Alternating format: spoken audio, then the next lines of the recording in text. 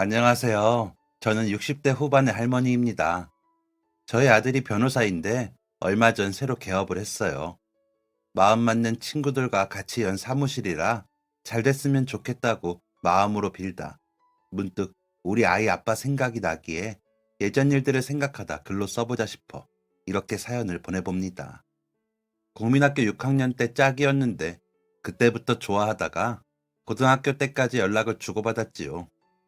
부리부리하게 잘생긴 얼굴은 아니었지만 그을린 피부에 운동도 잘하고 친구들을 이끄는 모습이 멋지게 느껴졌습니다. 다른 시시한 남자 아이들과는 달랐다고 할까요? 담임 선생님께서도 남희준이 하는 일이라면 믿고 해보라고 하실 정도로 믿음직한 모습의 아이였습니다.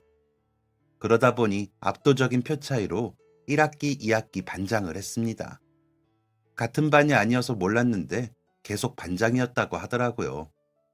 아마 모르긴 몰라도 저 말고도 저희 아이 아빠 좋아했던 여학생들이 꽤나 있었을 겁니다. 나중에 동창회에 가서도 그런 이야기를 듣기도 했고요. 돈 많은 집 아이들이 아무리 물량 공세를 해도 그 인기를 이기지 못했으니까요. 공부도 잘했고 경우에 어긋나는 법이 없고 어려운 친구나 도움이 필요한 친구가 있으면 언제나 나서서 도와주는 친구였기에 그 신임이 두터웠죠. 그런 모습이 좋았습니다. 새 옷이 아니어도 깔끔하게 챙겨 입을 줄 알고 그 나이 남자 아이들에게 나는 땀 냄새도 나지 않고 비누 냄새가 나는 아이이기도 했고요. 그 당시 저희 집은 좀 잘 사는 편이라 금전적으로 더 여유가 있는 저였는데도 아이 아빠 앞에서만은 주눅이 들고는 했습니다. 눈에서 뿜어져 나오는 기세 자체가 다른 아이였거든요. 그런 아이와 짝이 되고 나서 저는 얼마나 설렜는지 모릅니다. 사실 6학년 교실에 들어서자마자 처음 본 아이가 아이 아빠였고 첫눈에 반했거든요. 그때는 저보다 키도 작았는데 어찌나 똘망똘망 기세가 좋던지 진짜 뭐라도 될 사람이라 느꼈습니다. 제가 사람 보는 눈은 있었던지 그 느낌은 맞아떨어졌습니다. 개학하고 얼마 지나지 않았을 때인데 쉬는 시간에 갑자기 교실 한편이 시끄러워졌습니다. 덩치가 큰 아이가 작은 아이와 시비가 붙어 치고받고 싸우고 있었던 겁니다. 제 짝이었던 아이 아빠는 빠르게 그 사이로 비집고 들어가더니 가로막고 싸움을 말리더군요. 무슨 일이야? 교실에서 누가 주먹질을 하냐? 라며 단호한 말투로 말하는 아이 아빠에게 덩치가 큰 아이가 넌 뭐야? 상관 말고 빠져. 너도 애미 애비가 버리고 할머니랑 사는 이 자식 편이냐? 라며 이죽거리더군요. 그 순간 아이 아빠는 그 덩치 큰 아이를 유도 기술인지 씨름 기술인지 모를 기술로 교실 바닥에 꽂아버리더군요. 덩치만 믿고 센 척을 하던 그 아이는 바닥에 대자로 누워있다 벌떡 일어나더니 너 이 자식이 방심하고 있었는데 라며 아이 아빠에게 달려들었습니다. 하지만 번번이 덩치값도 못하고 바닥에 뒹굴었습니다. 그러다 수업이 시작하는 종이 치고 선생님이 오시면서 아이들은 뿔뿔이 흩어져 자리에 앉았습니다. 덩치가 큰 아이는 씩씩거리며 분해하는 게 보였고 아이 아빠는 땀을 흘리면서도 침착하려고 노력했지만 숨소리는 거칠었습니다. 다음 쉬는 시간이 되자 덩치 큰 아이는 너 이따가 학교 뒷마당으로 와. 가만 안 둬. 라며 자리로 돌아갔고 덩치가 작은 아이는 나 때문에 괜히 너까지 싸울 필요 없어. 4학년 때부터 괴롭히던 걸 내가 해결을 못해서 미안하다 라고 하며 눈물을 글썽이며 말하더라고요. 아이 아빠는 그런 아이에게 야, 부모님 대신 할머니가 힘들게 키워주시는데 더 씩씩하게 학교를 다녀야지. 저런 놈 때문에 기죽어 다니면 되겠어? 걱정 마. 내가 반장이 된 반에서는 그런 건 용납 못해. 라더니 전의를 불태우더라고요. 그 열기가 곁에 있는 저한테까지 느껴졌습니다. 하지만 상대 아이가 워낙 덩치가 큰 아이였고 껄렁하기로 유명한 아이라 괜히 싸움이 더 커지면 아이 아빠가 다치지는 않을까 걱정이 되었습니다. 선생님께 미리 말씀드려볼까 싶었는데 괜히 그런 싸움에 말려든 아이 아빠가 혼나지는 않을까 싶어 말씀도 못 드렸습니다. 마음만 졸였죠. 학교가 끝나고 청소 시간이 흐르고 아이들은 싸움이 났다는 뒷마당으로 모여들었습니다. 저도 그들 중 한 명이었죠. 제발 다치지 않기를 바라며 다가간 그곳에는 그 덩치가 바닥에 누워 있었고 아이 아빠는 그 위에 올라타 주먹질을 하고 있더군요. 주변의 아이들은 그간 그 덩치에게 당한 것이 있어서인지 아이 아빠를 응원하고 있었어요. 그러다 덩치 큰 아이가 미안해, 내가 졌어, 미안해 라며 울먹거리고서야 아이 아빠의 주먹질이 끝났습니다. 아이 아빠는 맞아보니 어때? 아프지? 너한테 맞은 아이들은 어떻겠니? 앞으로는 힘으로 누굴 괴롭히고 그러지 마. 나도 이렇게까지 하고 싶지 않았는데 때려서 미안하다. 일어나. 라며 손을 내밀더니 그 덩치를 일으켜 세워주더라고요. 옷에 묻은 먼지와 티끌도 털어주고요. 그러자 그 덩치는 어린아이처럼 얼굴을 감싸더니 엉엉 울더라고요. 그러자 아이 아빠는 다들 돌아가. 소란 피워서 미안해. 오늘 일은 비밀로 해주고. 라더니 덩치를 데리고 반대편 쪽으로 나가더라고요. 그 뒷모습을 보는데 멋지더라고요. 자기보다 덩치가 큰 아이를 싸움으로 이긴 것도 그랬고, 그리고 나서도 망신을 주기보다 다독이는 모습이 진짜 어른스럽다고 생각이 들었거든요. 집에 오빠들이 둘이나 있는데도 그런 모습을 본 적이 없었는데, 저랑 같은 학년의 아이가 그럴 수 있다는 게 너무 인상 깊더라고요. 그날 이후 저는 아이 아빠가 더 좋아졌습니다. 하지만 워낙 부끄러움이 많은 탓에 누구에게도 말도 못하고 공책 한 권에 그저 빼곡히 아이 아빠에 대해 써내려가기만 했습니다. 그 공책이 화근이 될 줄도 모르고 저만의 마음을 하나도 감추지 않고 써놓았기에 혹시나 집에 두면 엄마나 오빠들이 볼까 싶어 가방에 가지고 다녔죠. 그런데 그러면 안 되는 것이었습니다. 점심시간에 밥을 먹고 친구들끼리 같이 도서관에서 빌린 책을 반납하려는데 화장실이 급해. 내 가방에 보면 책 있거든? 좀 가져와 줄래? 나 얼른 화장실 다녀올게. 라며 다녀왔더니 교실 안이 난리가 났더군요.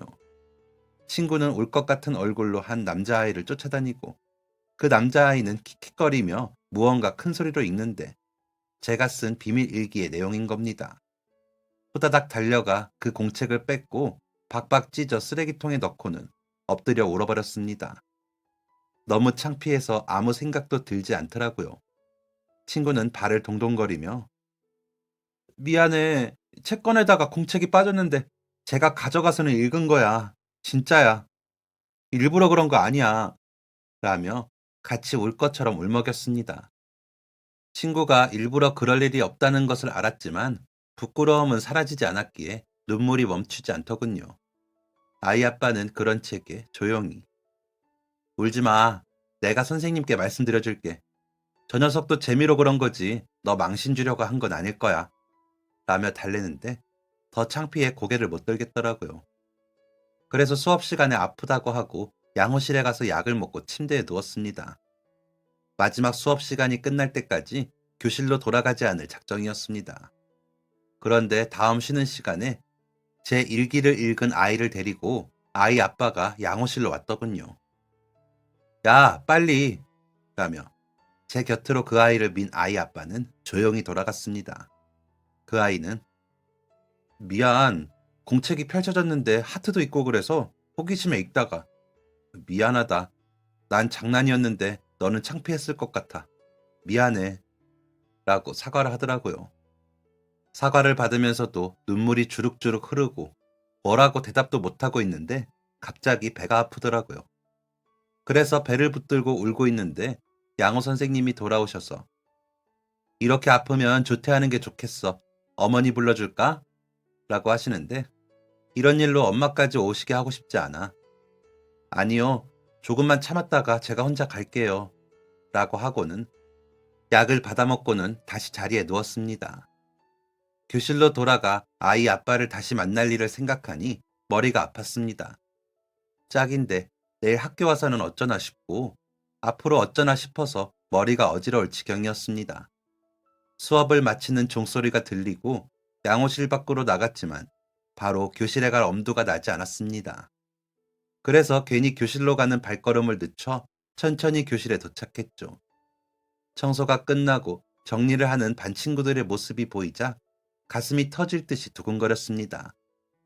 가방을 챙기기 위해 큰 마음을 먹고 교실 안으로 들어선 순간 저는 모두가 돌아볼 거라고 생각했지만 아이들은 모두가 아무렇지 않아 했습니다. 너무 유난을 떤 것 같아 민망하리만큼이요. 그래도 혼자 다급하게 가방을 챙겨 교실 밖으로 나왔습니다. 집으로 돌아가는 내내 혹시나 저에 대한 이야기가 들리지는 않을까 싶어 고개를 푹 숙이고 걸었습니다. 집에 도착할 때까지 다급한 발걸음은 멈출 수 없었습니다. 집에 도착해서도 내일 학교는 어떻게 가나 싶어 마음이 답답했습니다. 아프다고 하고 학교에 가지 말아버릴까 하는 생각을 했지만 엄마의 성난 얼굴이 떠오르며 그조차도 쉽지 않겠더라고요. 그러고 있는데 대문을 두드리는 소리가 들리더니 인수가, 나야 희정이 라는 소리가 들리더라고요. 나가기 창피했지만 집 앞까지 찾아온 친구를 돌려보내기도 그렇고 해서 나갔습니다. 문을 열자 친구는 제가 찢어버렸던 공책을 다시 붙여 내밀더라고요. 나는 한 글자도 안 읽었어. 사실 이거 희준이가 너 없을 때 다 붙여준 거야. 나보고 전해달라고. 다른 애들한테도 모른 척 해달라고 부탁을 해서 다른 애들도 모른 척 한 거고. 아마 애들 다 모른 척 할 거야. 다들 희준이 말이라면 잘 따르잖아.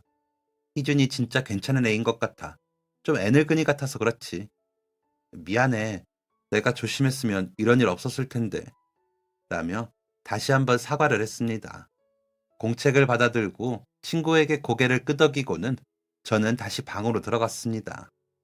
다시 공책을 펼쳐보고 있었습니다. 찢어진 곳에 촘촘히 풀칠이 되어 붙은 공책이 마치 제 마음 같아 너무 속상했습니다. 이 모든 걸 아이 아빠가 봤다는 것도 너무 창피했고요. 그래서 울면서 공책을 넘기고 있는데 제가 쓴 마지막 장 옆에 낯선 글씨체가 보였습니다. 박인숙, 고맙다. 나를 이렇게 좋게 생각해줘서.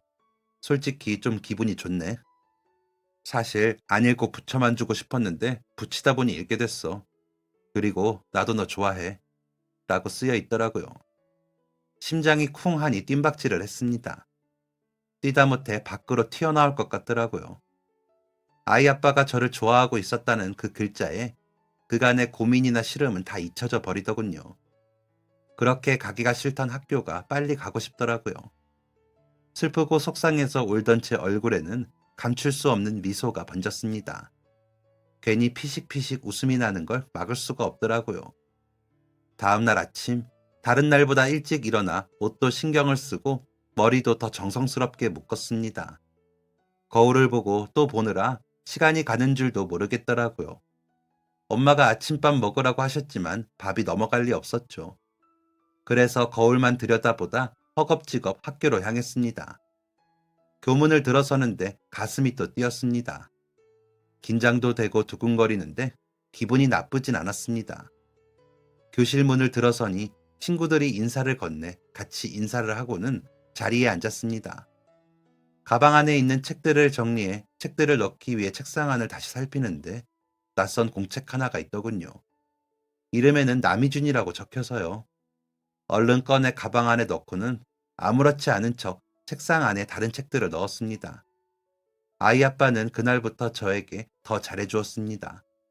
정말 누가 봐도 아이 아빠가 저를 좋아하는 게 티가 날 정도로요. 얼마 지나지 않아 아이들 사이에는 저희가 사귄다는 소문이 났다고 하더군요. 그 바람에 다른 여자아이들이 저에게 샘을 부리느라 시비를 거는 일도 종종 있었습니다. 야, 쟤가 잘 살아서 옷도 잘 입고 그러니까 희준이가 홀린 거지. 예쁘지도 않구만. 이라며 제가 지나가면 일부러 큰 소리로 말하고는 했고요. 저는 그런 아이들이 그렇게 하는 것이 상관없었습니다. 아이 아빠와 서로 번갈아가며 쓰기 시작한 공책에 아이 아빠가 그런 말을 써놓았더라고요. 우리 형이 그러는데 사람들이 시선에 따라 움직이다 보면 진정한 자유를 얻지 못하는 거래. 그러니까 누가 뭐라고 하든지 신경 쓰지 말고 우리가 해야 할 일에 최선을 다하며 지내자. 그래야 나중에 우리가 더 당당할 수 있지. 라고요. 13살밖에 안 된 어린아이가 하기에는 참 멋지고 어려운 말이었는데도 아이 아빠는 그런 말을 하는 것에 스스럼이 없었습니다.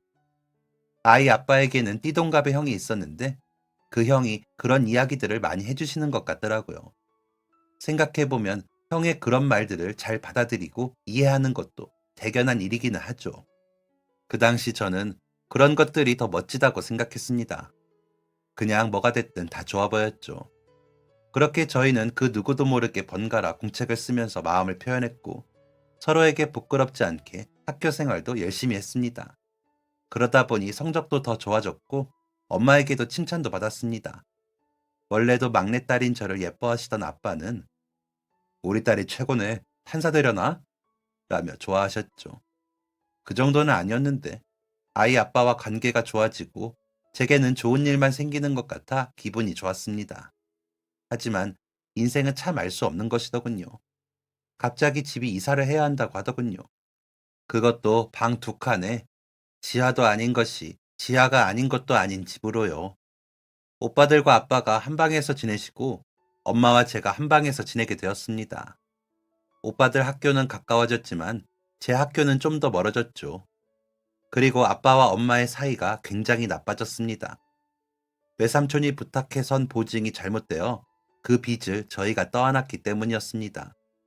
엄마는 오히려 내가 못 갚았어? 그러게 대출을 받아서 빌려줬으면 되잖아. 왜 보증을 서줘서는 이 난리야? 어휴, 내가 창피해서 이제 모임에 어떻게 나가?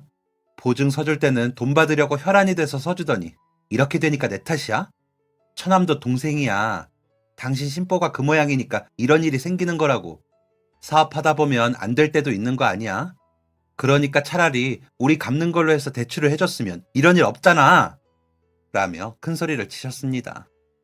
아빠는 그런 엄마를 향해 말을 삼키셨고 화를 내는 대신 밤마다 술을 드셨습니다.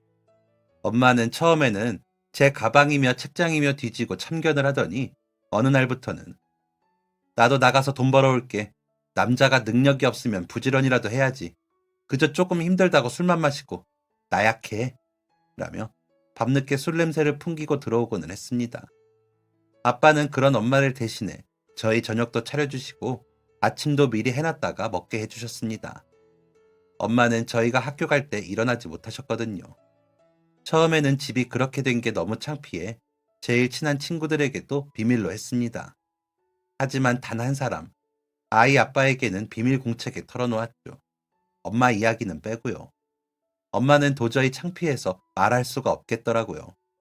아이 아빠는 그런 제게 물론 힘들겠지만 인숙이 너가 더 열심히 공부하고 그래야 부모님도 힘을 내실 거야.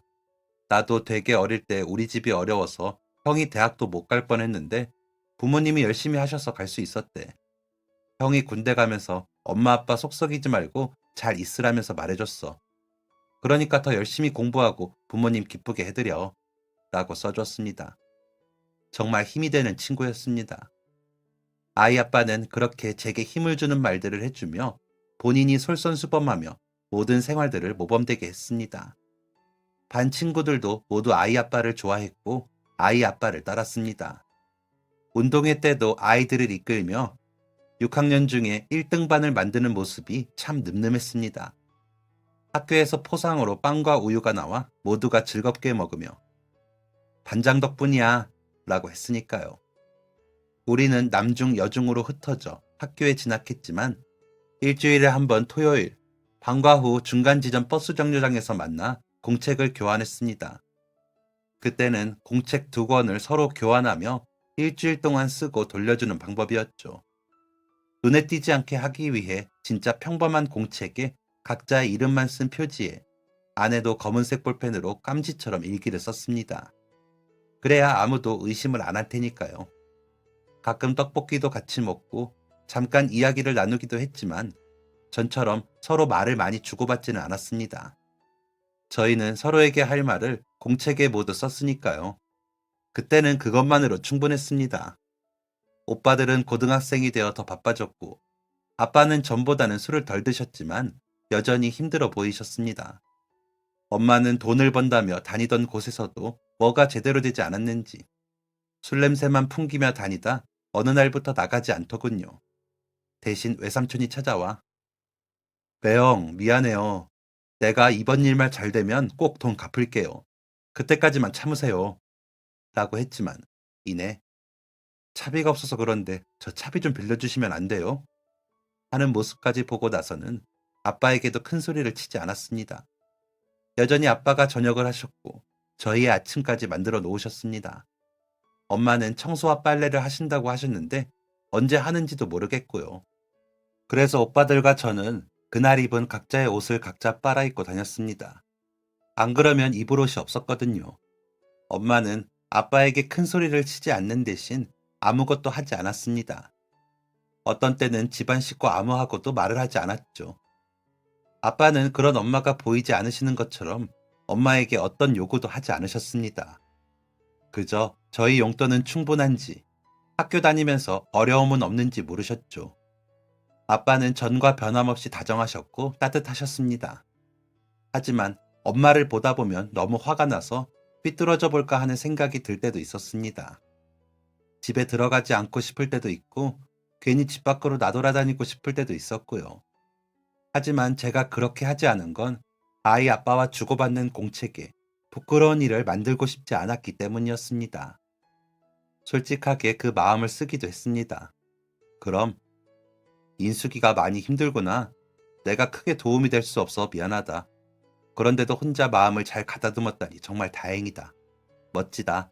계속 그렇게 마음을 잘 잡고 우리 최선을 다하자. 라고 써주더군요.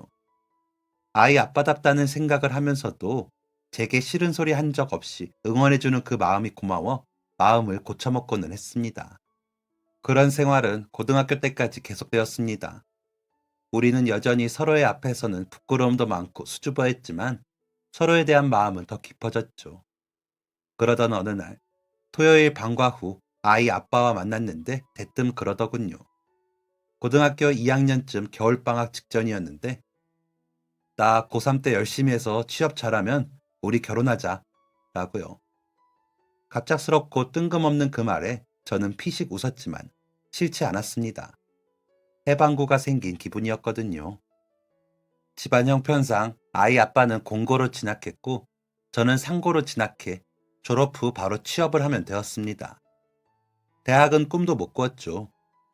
아이 아빠는 갑자기 어머니가 아프시는 바람에 아버지와 결혼한 형이 버는 돈이 거의 병원비로 들어가느라 아이 아빠가 대학을 포기하고 공고로 진학을 했고 저는 꾸준히 좋아지지 않는 집안 형편에 오빠들 둘이 대학을 다니니 자연히 대학을 포기해야 했습니다. 아이 아빠가 기가 안 죽고 열심히 노력하는 모습에 저도 자극을 받아 열심히 했습니다. 열심히 자격증도 따고 성적도 떨어지지 않게 노력했고요.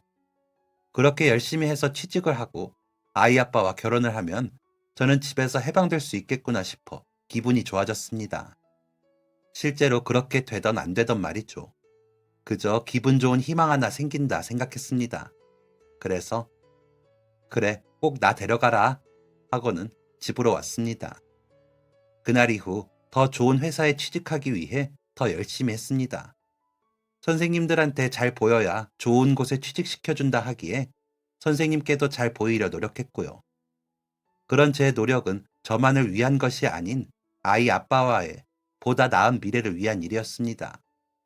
그렇게 고3 2학기가 되어 아이 아빠는 자동차 공장에 취업이 되었고 저는 그 근처 무역회사 사무실에 격리로 취업이 되었습니다.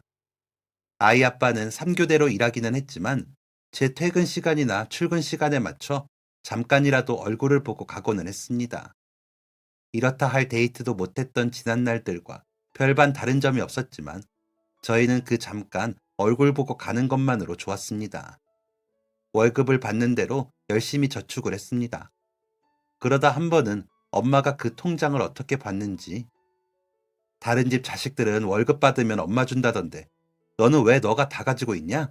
가져와! 라고 하는 걸 아빠가 인숙이가 고생해서 모은 돈을 왜 당신이 탐을 내? 내가 여태 아무 말도 안 한 건 애들 때문인 거 알지? 그 돈 건드리기만 해봐. 이 집에서 못 사는 줄 알아. 라며 화를 내셔서 겨우 지킬 수 있게 되었습니다. 그리고 졸업식이 찾아오고 저희는 서로의 졸업식을 직접 가서 축하해주지는 못했지만 우리 이제 진짜 어른이다 라며 좋아했습니다. 그렇게 어른이 된 걸 축하하고 가끔 저녁에 같이 밥도 먹고 영화도 보며 데이트를 하며 서로에 대한 마음을 더 키워나갔습니다. 더운 여름을 코앞에 두고 아이 아빠가 통장을 내밀며 이것 봐. 잔업도 열심히 했더니 생각했던 것보다 돈이 더 많이 모였어. 이 정도면 우리 회사 근처에 방 하나는 얻을 수 있어. 그리고 이 통장은 혹시나 몰라서 내가 따로 또 모은 거야. 우리 진짜 결혼하자. 라고 하더군요. 몸이 붕 하고 떠오르는 것 같았습니다. 제가 오랫동안 사랑하던 사람과 이제 인생을 함께 할 수 있다는 생각을 하니 그보다 기쁜 일이 없었죠. 그간 우리가 써내려간 공책만 하더라도 수십 건이 되어 책보다 두껍게 있는데 이제 그 결실을 맺을 수 있다는 사실이 너무나 기뻤습니다. 오빠들도 아직 결혼을 하지 않았고 대학을 졸업 후 회사에 다니고 있었기에 집 걱정은 덜고 제 욕심대로 아이 아빠와 결혼을 하고 싶었습니다. 그래서 저희 집에 먼저 인사를 갔습니다. 과일 바구니 하나 들고 인사를 온 아이 아빠를 보자마자 저는 웃음부터 나왔지만 어색한 양복이 어디서 났는지 궁금할 뿐이었습니다. 아빠는 놀라셨고 서운해하시긴 했지만 저희가 초등학교 6학년 때부터 가까이 지냈다고 하니 인정해 주시더라고요. 엄마는 참나 저 혼자 살궁리 하느라 통장 쥐고 안 내놨구만. 자식 새끼 키워봤자 아무 소용이 없어. 라며 방문을 닫고 들어가셨습니다. 아빠는 그런 엄마와는 상관이 없는 듯. 오래 만나 알겠지만 우리 인숙이에게 우리가 해준 게 없어. 대학도 포기하고 저 혼자 알아서 컸어. 그래도 많이 아꼈네. 고운 아이야. 잘 부탁하네. 라고 부탁을 하셨습니다. 그런 아빠의 모습에 코끝이 찡해져 눈물이 나려는 걸 겨우 참고 웃어 보였는데 아이 아빠는 아버님이 걱정하시는 마음 잊지 않고 더 잘해주겠습니다. 라며 엎드려 절을 하더라고요. 그리고는 제가 시댁에 인사를 갔습니다. 형과 형수가 맞아주시는 집에 들어서니 아버님이 어머님을 부축하고 계시더라고요. 집안 분위기가 굉장히 따뜻해 보였습니다. 하지만 어머님이 듣던 것보다 몸 상태가 더 안 좋아 보이시더라고요. 제 손을 잡으시더니 우리 희준이가 이야기 많이 했어요. 너무 예쁘다고. 정말 너무 예쁘다. 내가 몸이 안 좋아서 결혼을 좀 서두르라고 채근을 했어. 말로는 안 그래도 빨리 할 거라고 하던데 저 녀석 괜히 떼쓰고 그런 거 아니지? 라고 하시는데 미소가 고우시더라고요. 아이 아빠가 누굴 닮아 그렇게 여유 있고 지혜로운 말들을 하는지 알 수 있었습니다. 아버님은 우리야 지내던 대로 지내면 되지만 새로 살림내면 처음엔 많이 힘들 거예요. 이 녀석이 속썩이면 나한테 와요. 내가 아주 혼을 내서 보낼 테니까 하면서 웃으시는데 너무 좋으셨습니다. 형님은 아이 아빠의 말처럼 생각이 깊고 신중하셨고 형수님은 누가 봐도 자애로운 며느리상이시더라고요. 식사 차려주신 것도 그렇고 어머님 챙기시는 것도 그렇고요. 그런 집에서 자란 고운 사람과 내가 만나 우리 엄마처럼 굴면 어쩌지 싶어 덜컥 겁이 났습니다. 그런데도 욕심이 나더라고요. 나도 이런 사람들과 가족이 되어서 좋은 모습을 본받고 싶다고요. 그래서 다짐을 하고 단단히 마음을 먹었습니다. 더 나은 제가 되자고요. 혼수로는 이불이랑 TV, 냉장고만 하기로 했습니다. 작은 방에 많이 넣지 말자고요. 그렇다고 그릇도 안 할 수 없어 그릇도 샀죠. 그런 거 살 때 엄마들이 알아봐 준다는데 엄마는 따라다니기만 하면서 앞집 아줌마 딸은 시집가면서 통장을 내놓고 갔다더라. 너는 얼마나 주고 갈 거니?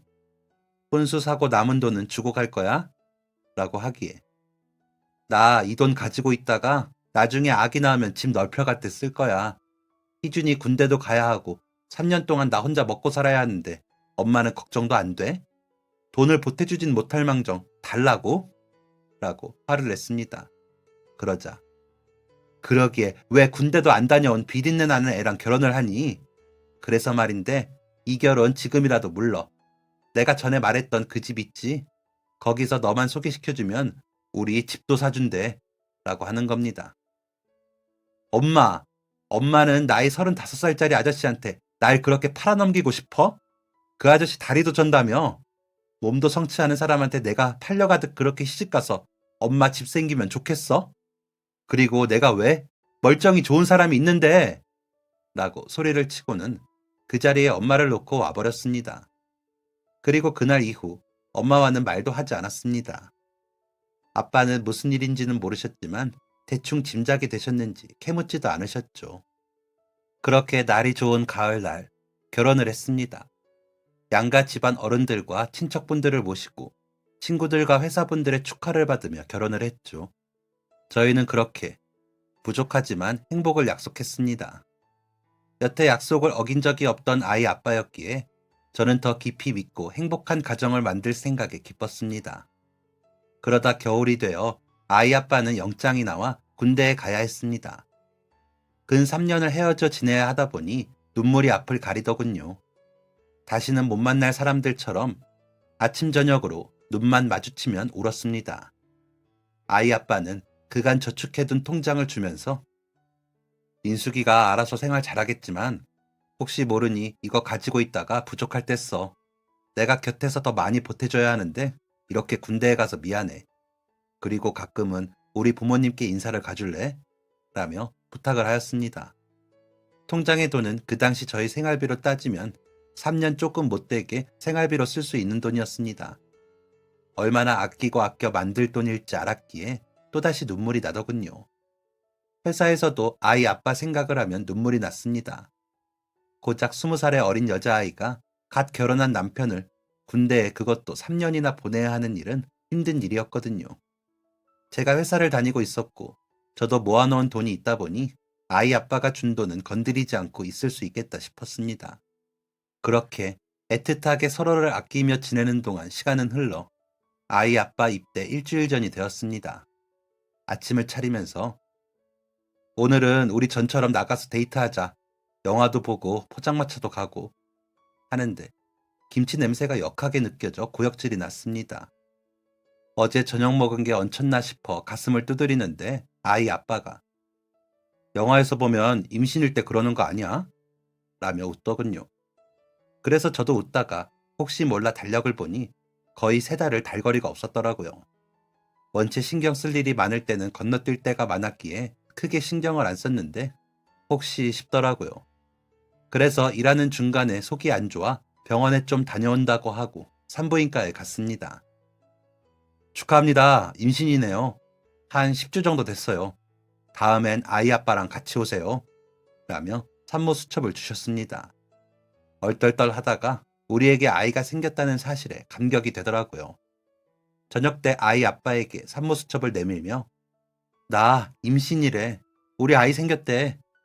하면서 말을 전하자 아이 아빠는 그 자리에서 방방 뜨면서 소리를 치며 기뻐했습니다. 그러더니 하필 이럴 때 미안해. 내가 같이 있으면서 먹고 싶은 것도 사주고 같이 병원도 가고 해야 하는데 라며 제 손을 잡고 울더군요. 저는 그런 아이 아빠를 안으며 당신 대신 아이랑 잘 지내고 있을게. 그러니까 건강하게 잘 다녀와요. 다치지 말고. 알았지? 이제 우리들 목숨이 당신한테 달린 거야. 라고 했습니다. 겁이 안 났다면 거짓말이죠. 너무 두려웠지만 엄마가 된다고 생각하니 해낼 수 있을 것 같았습니다. 아니, 해내야 했습니다. 엄마처럼 말고 어머니처럼 해내고 싶었습니다. 다음 날 시댁에 가서 아이 소식을 전했습니다. 시부모님은 물론 아주버님과 형수님도 너무 기뻐하시더라고요. 그리고 다음 날은 친정에 가서 소식을 전했습니다. 오빠들은 좋은 건지 어떤 건지 모르겠고 아빠는 좋아하셨습니다. 축하하네. 자네는 어떤지 몰라도 나는 우리 딸 닮은 손녀면 좋겠네. 라며 웃으시더라고요. 하지만 엄마는 저를 구석으로 끌고 가더니 아이고 이 등신아, 벌써 임신을 하면 어떻게 해. 군대에 있는 동안 무슨 일이 있을 줄 알고 내가 병원 알아볼 테니까 유산됐다고 하고 수술해. 애 딸리면 재혼도 힘들어. 라고 하는 겁니다. 그 말을 듣고 저는 화가 너무 나더군요. 엄마, 애 들어. 무슨 소리 하는 거야? 뭐 수술? 엄마 진짜 제정신이 아니구나. 엄마 머릿속이나 수술 받아.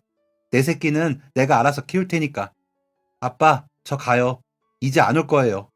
그리고 이런 말 그런데 제발 엄마랑 이혼하세요. 하고는 아이 아빠를 이끌고 나와버렸습니다. 어안이 벙벙하게 제 손에 이끌려 나온 아이 아빠는 대충 짐작이 됐는지 나 때문에 어머니가 걱정하시지? 미안해. 그런데 나는 주책스럽게 좋다, 인수가. 어머니가 무슨 소리 하셨는지 모르지만 우리 좋게 생각하자. 내가 휴가 나올 때마다 더 잘할게. 라며 저를 달래주었습니다. 엄마의 그런 험한 소리를 듣고 혹시나 아이가 잘못될까 걱정이 돼 얼른 잊어버리려고 했습니다. 아이 아빠와 같이 있는 행복한 시간만 생각하려고 했습니다. 아이 아빠 훈련소 앞까지 따라가 훈련소로 들어가는 뒷모습을 보며 얼마나 울었는지 모릅니다. 같이 가신 아주버님과 형수님이 아니었다면 저는 쓰러졌을지도 모릅니다. 돌아오는 기차 안에서도 얼마나 울었는지 집에 도착하니 눈이 빠질 것 같더군요. 쓰러지듯 잠이 들었다가 일어나니 아무도 없는 텅 빈 집이 어찌나 고요하고 적막해 외롭게 느껴지던지 힘들더라고요. 그렇다고 투병하시는 어머님이 계시는 시댁으로 갈 수도 없고 친정으로 갈 수도 없는 노릇이라 견디는 수밖에 없었습니다. 그리고는 전처럼 공책에 아이 아빠에게 편지를 썼습니다. 매일 몸이 어땠고 입덧이 어땠고 일일이 다 썼습니다. 가끔 시부모님 찾아뵙고 와서도 있었던 일들을 쓰면서 아이 아빠에게 있는 그대로의 제 생활과 감정들을 써내려갔습니다. 임신 5개월쯤이 되어 배가 불러 더 이상 회사를 나갈 수 없게 되자 혼자 있는 시간이 길어지니 공책에 글을 쓰는 시간이 더 많아졌습니다. 아이 이불도 만들고 베넷저고리도 만들었지만 혼자 지내는 시간은 지루했습니다. 그래서 더 자주 공책에 제 이야기를 했죠. 가끔 아버지가 찾아오셨습니다. 아이 내복이나 신발들을 사서 오실 때도 있고 아이 모자를 사서 오실 때도 있었습니다. 오셔서는 저를 근처 식당으로 데리고 가 고기를 구워주시고 먹어라. 엄마가 잘 먹어야 뱃속의 아이가 건강하지. 속상한 일은 생각도 하지 말고 아이 생각만 해. 남서방도 곧 휴가지. 라며 챙기셨습니다. 아무 죄가 없는 아빠는 매번 저에게 미안해 하셨는데 매번 잘못하는 엄마는 큰 소리를 치는 게 이상하게 느껴져. 아빠는 왜 엄마랑 계속 살아? 차라리 혼자 사는 게 낫지 않아요? 어차피 밥이며 빨래며 청소며 아빠가 다 하잖아. 집 어려워진 것도 외갓집 탓이잖아. 라고 물으니 인수가 부부는 가끔 남들은 이해 못하는 걸로 헤어지기도 하고 또 같이 살기도 해. 너희 엄마가 지금은 힘들어서 저런데 그렇다고 너희 셋을 낳아 길러준 사람인데 내가 어떻게 헤어지자고 하니? 너희 엄마잖아. 라고 하시는데 눈물이 나더라고요. 제가 울자 아빠는 울지 마. 엄마가 울면 아기도 울어. 그냥 아빠가 이렇게 가끔 올게. 데이트하고 좋네. 라며 웃으시는데 그 미소가 너무 외롭게 느껴져 속상했습니다. 시부모님에게는 느낄 수 없는 외로움이 아빠에게만 있는 게 마음이 아프더라고요. 얼마 뒤 휴가를 나온 아이 아빠는 전보다 더 단단해진 느낌의 사람이었습니다. 하지만 여전히 사람 좋은 미소를 짓고 있었죠. 전보다 부른 제 배를 보고는 아이고 어떤 녀석일지 너무 궁금해. 분명히 용맹하고 씩씩한 녀석일 거야. 아빠 닮아서. 라며 좋아했습니다. 마침 병원에 가는 날이 있어 같이 병원에도 갔습니다. 괴롭히는 사람은 없는지 물으니 아유 걱정 말어. 있어도 내가 당하고만 있을 사람인가? 나 남이준이야. 라며 웃더군요. 그 미소를 보고 안심을 했습니다. 그렇게 군대에서도 잘 지냈다 건강히 돌아만 오면 되니까요. 아이 아빠의 첫 휴가는 정말 쏜살같이 흘러갔습니다. 다시 헤어져야 하니 너무 속상하더라고요. 아이 아빠는 제가 적은 공책을 가져가고 제게 본인이 적은 공책을 두고 가더군요. 공책에는 훈련이 얼마나 고됐는지, 그런데도 얼마나 잘했는지, 아이와 내 생각이나 괴롭지만 얼른 시간이 흐르길 바란다는 이야기가 적혀 있었습니다. 그렇게 남편이 휴가를 나오기를 기다리는 생활이 계속되었습니다. 그중 그나마 다행인 건 아이 출산 예정일에 남편이 휴가를 나올 수 있을 것 같다고 하더라고요. 조금은 위안을 삼고 기다렸습니다. 어머님은 조금은 좋아지셨지만 여전히 몸이 안 좋으셨기에 자주 찾아뵙고 이야기를 나누었습니다. 뵈면 뵐수록 배울 게 많은 분이시라 가고 싶더라고요. 형님도 아이 낳고 필요한 게 어떤 건지 알려주시고 준비해 주셔서 너무 감사했고요. 산후조리는 형님이 도와주신다며 내가 딸이 없잖아. 동서 산후조리 해주는 걸로 때우려나 보다 하며 웃으셨습니다. 그렇게 아이를 맞을 준비를 해나갔습니다. 아이 출산 예정일은 다가왔고 아이 아빠는 휴가를 나오기로 한 날보다 하루 밀렸다는 편지를 보내왔습니다. 좀 불안했지만 아이가 아빠를 기다려주길 바라며 노심초사하는 날들이었죠. 정말 아이는 아빠를 기다렸는지 아이 아빠가 집으로 들어서며 아빠 왔다 하자마자 진통이 시작되더군요. 그렇게 시작된 진통은 26시간이나 되었고 건강한 사내아이가 태어났습니다.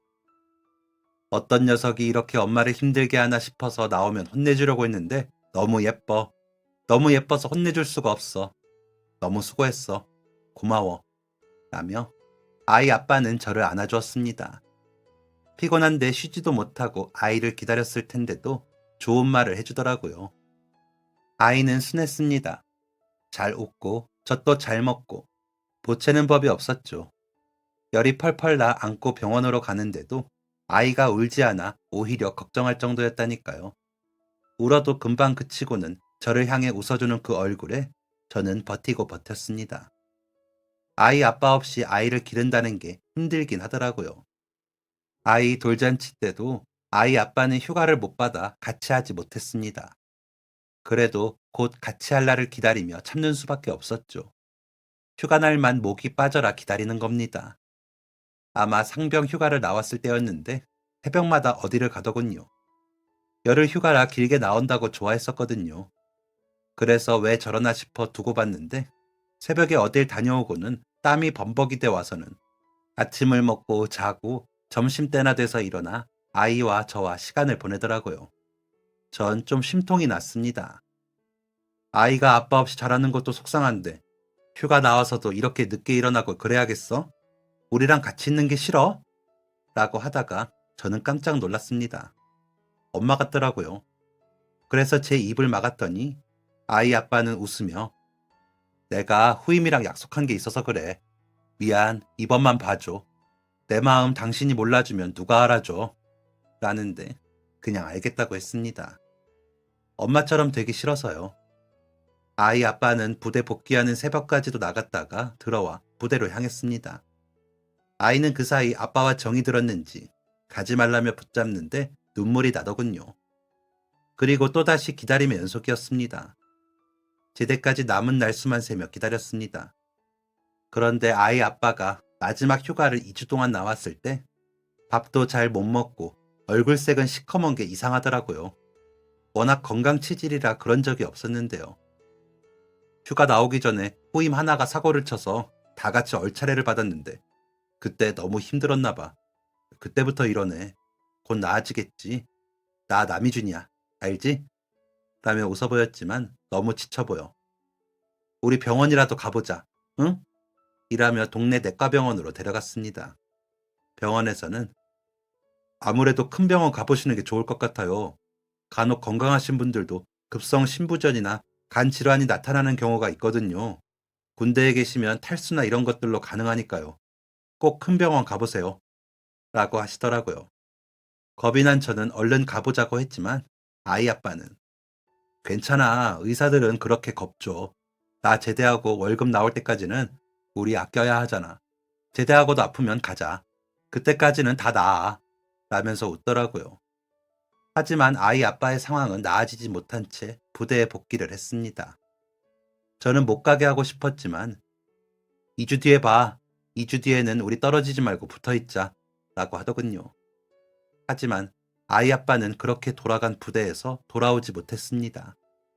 부대 복귀하고 바로 다음날 아침 정신을 잃고 일어나지 못하는 걸 부대 병원으로 옮겼으나 의식이 없는 채로 일주일을 있다가 먼저 하늘의 별이 되었거든요.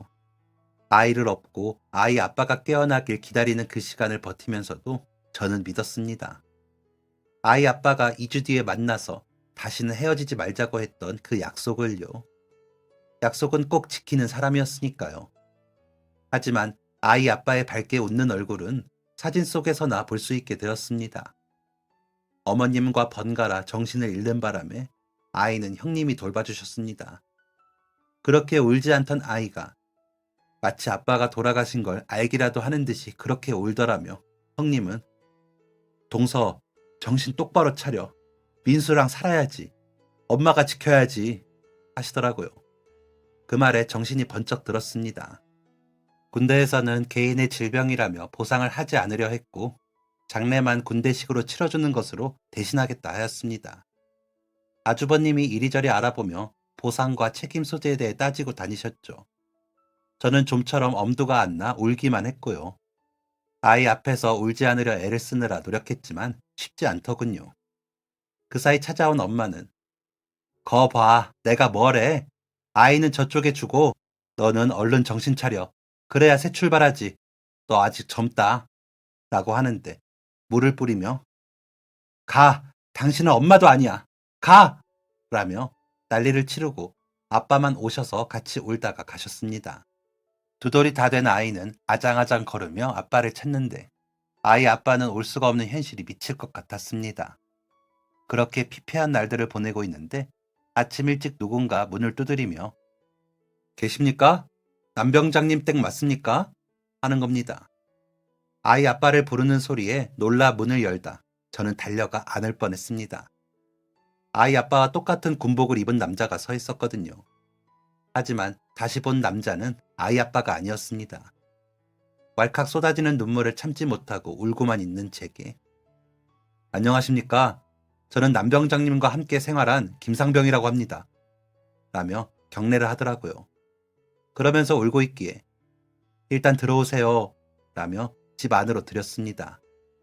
아이도 제 아빠와 착각을 했는지 아빠 하며 나왔다가 아빠가 아니니 제 뒤로 숨더라고요. 그런 아이를 보면서 눈물을 닦은 그 남자는 대뜸 통장을 품에서 꺼내더니 이것 드리려고 왔습니다. 라고 하더라고요. 그래서 이걸 왜 저를 주세요? 라고 하니 남자는 다시 울면서 아이 아빠의 이야기를 하더라고요. 이야기를 듣는 내내 아이 아빠답다라고 생각했습니다. 아이 아빠는 나이는 어리지만 타의 모범이 되는 선임이었답니다. 법대를 다니다 군대를 간 그 남자보다 2살이나 어렸는데도 존경한다는 말이 절로 나올 정도였다고요. 후임들을 모두 살뜰히 챙기고 전략이 좋아 모든 훈련에서 좋은 평가를 받는 사람이었답니다. 그런 아이 아빠가 좋아 가까이 지내다 서로 개인적인 이야기까지 하는 사이가 됐는데 농수산물 시장에서 일하시는 아버지가 갑자기 사고를 당하셔서 이를 도울 일손이 부족하다는 말을 했더니 휴가 나가서 본인이 돕겠다더니 정말로 하루도 빠짐없이 도왔더랍니다. 그리고 바로 그분이 휴가를 나와 가게를 보게 되어 큰 공백 없이 손해 없이 마무리가 잘 됐답니다. 고마워서 일당으로 친 돈을 드리려고 하자 야, 우리 사이에 이런 거 하지 마. 대신 너 법대 졸업하고 뭐가 됐든 나중에 우리 아들 도와줘라. 라고 하더랍니다. 그랬는데 이번 사고가 나서 아이 아빠가 그리 떠났으니 당장 급한 대로 이 돈부터 드려야겠다고 하더군요. 저는 받을 수 없어요. 아이 아빠가 알면 혼나요. 했더니 남병장님이 제대하시면 형수님 고생하신 것 보상하신다고 경제적인 부분 말씀하셨습니다. 받아주십시오. 그래야 제가 체면이 섭니다. 남병장님 아니었으면 저 군생활 못했습니다. 공부만 하다가 가서 몸 쓰는 것 하나도 못하는데 그런 저 지켜주신 게 남병장님이십니다. 이 은혜는 제가 평생에 거쳐 갚는다고 약속했습니다. 제발 받아주십시오. 하더니 그대로 집을 나가버렸습니다. 그 후로 그분의 아버님이 오셔서 과일 한 박스 주고 가시고 제대한 그분이 오셔서 아이와 놀아주시기도 했습니다. 그러다 고시를 보신다며 한참 보이지 않으셨는데 그때도 그분 아버님이 오셔서 뭐라도 주고 가셨고요. 아이와 먹고 살려다 보니 그 도움을 뿌리치기는 쉽지 않더군요. 그러다 아이를 유치원에 보낼 때쯤 동네에 과일 가게를 하나 열지 않겠냐고 하시더라고요. 김상병님은 변호사가 되시더니 아이 아빠의 손해배상을 일부 받아주시더라고요. 그 돈이랑 본인이 받은 첫 수입료를 합쳐서 집과 가게가 있는 곳을 알아봐 주신다고 장사해보자 하시더라고요. 저는 그저 감사했죠. 염치도 없고요. 그런데도 남병장님이 제 생명의 은인인데 무슨 말씀이세요? 제가 이렇게까지 할 때는 다 그보다 더 은혜를 입었기 때문이에요. 라고 하시면서요. 시부모님은 아이를 데려가겠다고 하셨다가 제가 죽는다고 하자 생활비를 일부 보내주셨는데 제가 장사를 하겠다 하니 놀라면서도 좋아하셨습니다. 아주버님은 같이 소송을 쫓아다니시느라 애먹으셨는데도 재수씨 고생 많았어요. 라고만 하시고요. 그렇게 시작한 장사로 저는 여태 먹고 살았습니다. 대형마트가 활성화되던 때에도 저희 가게는 물건이 좋다 보니 장사가 잘 됐거든요. 그 덕에 저희 아들도 법대를 갔죠. 삼촌이라 부르던 김상병님 따라간다면서요. 그러더니 얼마 전에 어려운 사람들 돕겠다고 사무실을 차렸는데 며느라이도 함께 일하는지라 걱정은 되네요. 일이 잘 되길 바랄 뿐입니다. 김삼병님은 여전히 자주 저희와 함께 식사 자리를 마련하십니다. 가족들이 다 성품이 좋아 잘 지내고 있답니다. 이런 연인도 아이 아빠 덕이라 생각하니 먼저 간 그 사람이 그저 그립고 보고 싶을 뿐입니다. 그 사람을 여전히 마음에 품고 재혼은 생각도 하지 못하고 살았네요. 다시 만나는 날 끝까지 아이와 날 지켜줘서 고맙다고 인사하고 싶습니다. 여러분들도 곁에 있을 때 마음을 표현하세요. 그래야 후회를 덜 하더라고요. 저는 공책에 쓰기는 했지만 그래도 할 말은 다 했거든요. 너무 긴 이야기를 끝까지 들어주셔서 감사합니다. 지금까지 사연 들어주셔서 감사합니다. 사연이 재밌으셨다면 구독과 좋아요를 눌러주세요. 감사합니다. 안녕히 계세요.